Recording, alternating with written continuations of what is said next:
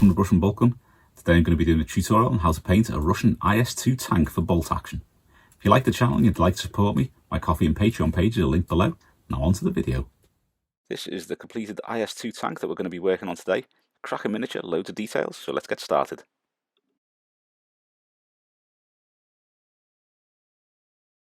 So first of all, this tank has been painted with Citadel Death Guard green for the main parts, and then the tracks have been sprayed with Rune Lord brass spray, but lead Belcher spray would do just as well on them.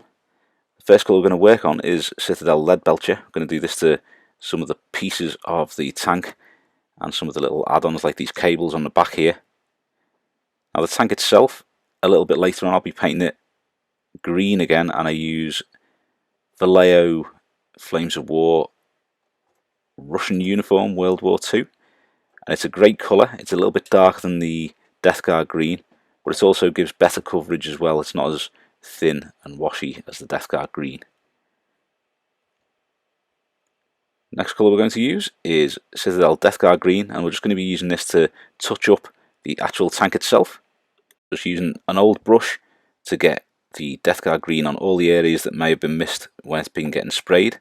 Obviously with it being a tank, it's got quite a few different angles and larger parts that can get missed if you're spraying on the sprue like I tend to do. So just touch up all these bits, then we can move on to the next colour.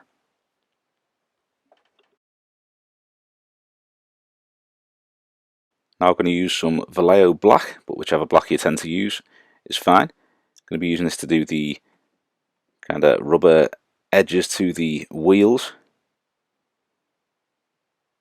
and also the little rubber pieces that tend to be on tank tracks. Now I'm not too sure whether they were on World War II tanks, but I tend to do it on modern tanks and on the 40k tanks as well. So I just thought I'd put that onto this, give them a little bit of colour just to break up the tracks a little bit. I'm going to start the shades now. I'm going to start using Citadel Graxair shade first. I'm going to use this to go around all of the little details on the tank and all of the edges. Usually I just slap the wash on, but knowing that Death Guard green is quite a pants colour and doesn't give the best coverage, I thought I'll just go around and sort of like do it specifically in the areas and rather than all over the place. But give all these bits a wash with a Graxair shade, and we can move on to the next shade.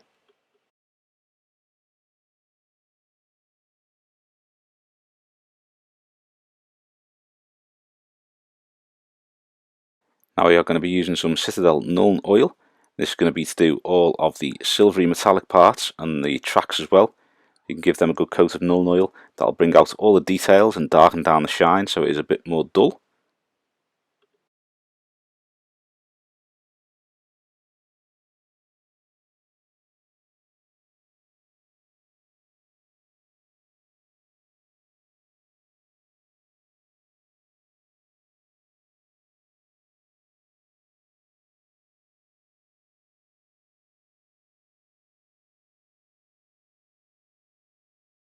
I'm going to be reapplying the colour here, starting with Russian uniform World War II, one of the Vallejo Flames of War colours. But any kind of olive drab or sort of deep green will be fine. Here I'm actually using Death Guard green, but I actually canned it part way through painting it with Death Guard green and went onto the Russian uniform because this was just a little bit too light. Didn't really fit with the colour of the tank that I was trying to get. So scrap this and just go for Russian uniform World War II or some other slightly darker olive drab colour.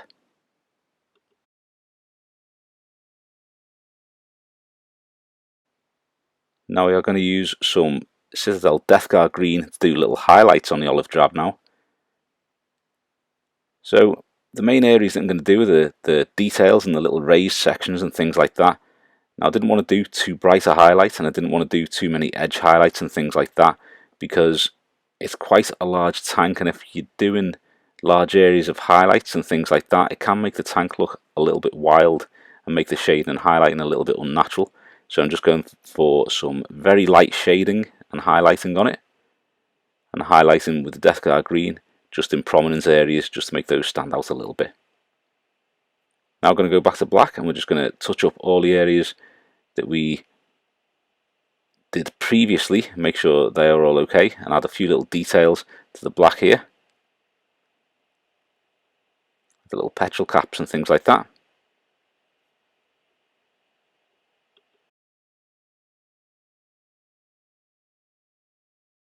The basic colours of the tank done. I'm now going to add a little bit of weathering, so we're going to use Citadel Dryad bark and a tiny little piece of the packing sponge like this. What I'll do is put a little bit of Dryad bark onto a wet palette, then just dunk the corner in ever so lightly, then dab it on a piece of paper so you're just getting little areas of paint coming off it like you can see here. And then I'm just going to go around and do this on all the areas that are probably getting chafed a little bit more. So you're going to have the rungs on the side of the turret, around the edges of the cupolas, and also around the rungs and sort of areas where people are going to be standing and working lots, around hatches and things like that on the body of the tank itself. I'm going to use a tiny little spot of white, and before I do any further weathering, I'm going to add the number to it. So I'm just going to do some basic lettering here, copying the shape of the numbers from a picture of a Russian IS-2 tank that I found online. And they seem to have these quite elongated numbers on the side of the turret, so that's what I'm going for here. Just get them so they're all roughly the same shape, kind of long and slightly narrow. Once we finish with that, we're then going to go on to Citadel lead Belcher, and we're going to do little bits of lead Belcher in the darkest patches of the Dryad bark that we just added. Now you can see there on the side, I've actually used a bit of sponge to sponge on some of the Dryad bark over the stencil letters there, and that is just to give them that little bit of a break up so they're not standing out 100% on the actual tank when the rest of it's weathered. You can see the little custom icon that was requested to put on the side of the turret there, which is dead cool, for a chap who won a raffle to get a tank of his choice painted up by me, and he chose the IS-2, which is dead cool. I've never painted one of these before. I'm going to use a little bit of Vallejo streak and grime just to add a few little runs from sort of the edge of the handles and different parts where you're going to get that kind of discoloured dirt and grime running down from. Basically anywhere where you've got like little edges where dirt can collect and liquid like rain and stuff like that can run out from and run down. Should also say cheers for Mark for his patience while I've been painting this up, because that's taken me a lot longer than I would have liked over the summer because I didn't have too much time to paint then. But it's nearly done, really pleased with the results, so cheers for your patience. Now I'm going to be using a little bit of Dirty Down Rust, which is an absolutely incredible thing for painting a little bit of rust on. I think it might have been Juan who originally put me onto this. He does some absolutely stunning work on Nurgle stuff, makes rust and things look absolutely real, which is incredible. But I'm using a tiny little bit of this on to do the little streaks and things like that, like I've done previously with the streak and grime, and it just adds that little bit of rust colour. It looks really cool on it. One thing to note, it tastes horrible because it's not meant to be put in your mouth, but as a brush liquor I did that once and it was absolutely revolting. So now I'm going to use a little bit of Forge World weathering powder. It's the Sup Black. I'm just using an old brush to put this on and dab this around the barrel where you can have a little bit of carbonisation going on there.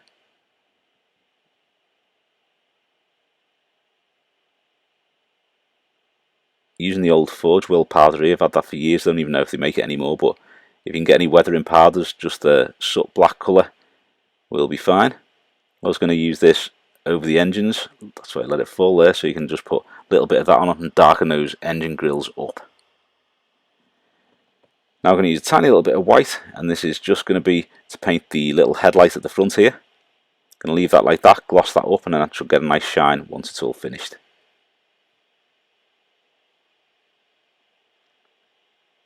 The final colour I'm going to use is a little bit of Vallejo Black. I'm going to use this to do the little view imports and things like that, because you'll probably be seeing them in darkness inside. So use those as the little view imports, and then we're going to put a little spot of gloss varnish over those so you've got that nice slight reflection from those little parts.